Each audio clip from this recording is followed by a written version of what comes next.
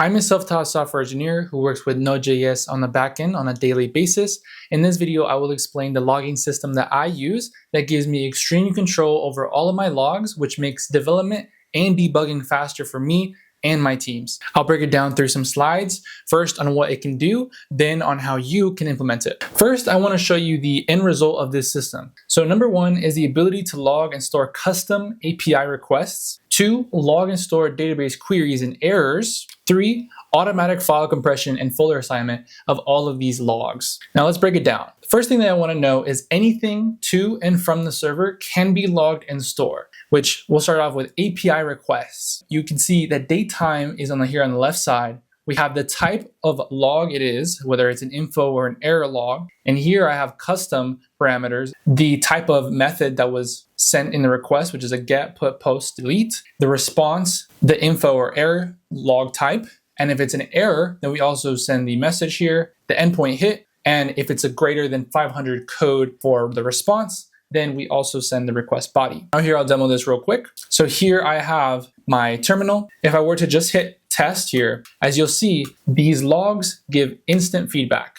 I instantly know if my request was successful. Now, what if there was an error? So I know that this endpoint is going to throw an error. Here, the error is also logged instantly, and I see the message. I see the message here. This is a failed test, go to another endpoint. Same resources that it gives me as a normal log. And this is really useful because you can just check your console, see what the error message is, and try to fix it based off of that. Now, if you need more resources, then you would need to go into the developer tools, but it's a really nice to have. It makes it really fast to iterate. Now, the cool part of this is this will also be saved in files. We'll get into that in just a little bit. But that is what the API, a custom API request and logs will look like. The second breakdown here is database queries and errors. Here, it's kind of the same structure. We have the date time here, the type of log it is, whether it's an info or error here. And now we can actually see the query that was sent. So select all from test table, left joins, and the rest of the query, right? The next request after that, or the next log after that, is how long the query took, as in how long was the duration of that query. I have that set. That's a custom parameter that I made.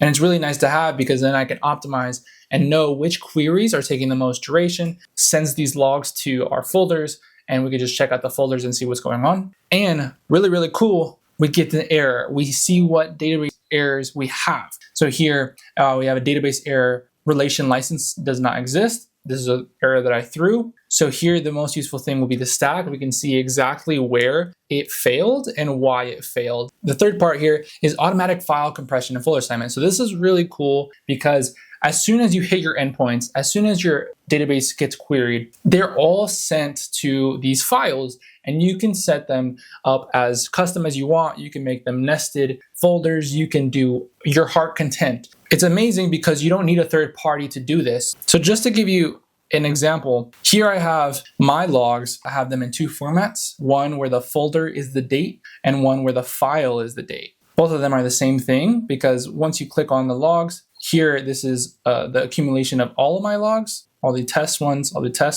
and while this error one is just the errors. And this is really useful, again, in production because you can look back at all your errors and see what endpoint is doing the worst, things like that. Now, let's get into the implementation behind this. You're going to need 2 imports, which is Winston and Winston daily rotate file if you want the custom that I have, the customizableness that I have. Here, Winston is just the easy import. Then you create a logger instance. Biggest things to note here is transports. Transports is what is going to log in the console, what it's going to log in your files and folders. And to customize these transports more, you use the Winston daily rotate file package. In this package, you can set it to where you automatically, with a new day, make a new file. So you make a file per day or whatever cadence that you want. Now here, I'll demo my real life implementation. We import both Winston and daily rotate file. I'm making a fake user here with just a profile and a user ID. In this case, it's admin and 1. Now the biggest things to note here is my log format or file format. So here in my log format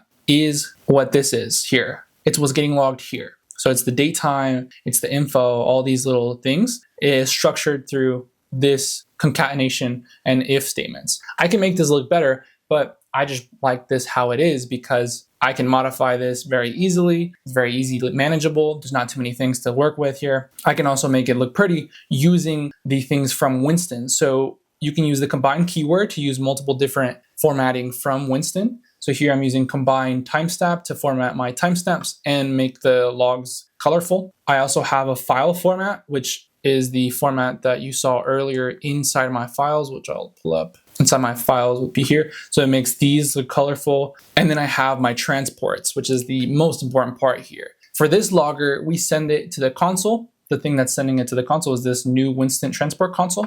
And we also have two different files that we send the information to. One of them is just the sum of all of my logs, all of my HTTP logs. And then one of them is only for errors. So we set this to only send error logs to this file.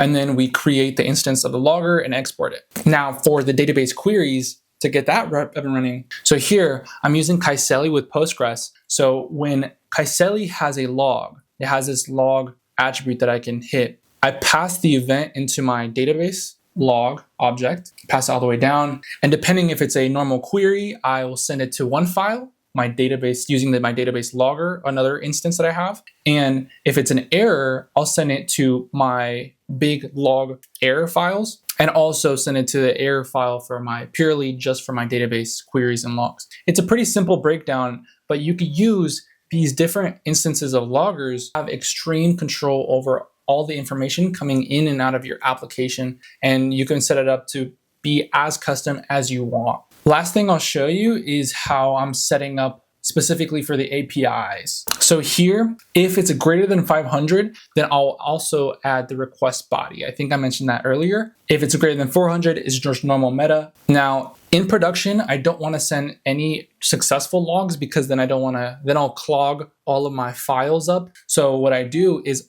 only log all successful logs if it's development, only the most important files on my production. So here I check if it's development. If it is, then we'll log the normal API successful errors. So here, these would normally not be logged in production, but in development, they are because I like the instant feedback that it gets me. If you want more like this, feel free to join my community. It's completely free. If you're a new developer, I gave you 4 hours of my time to build your roadmap and or any skills that you need help with. If you're an advanced developer, you can connect with others in the community and leverage them to get promotions and connect with higher paying job opportunities. Thank you for watching.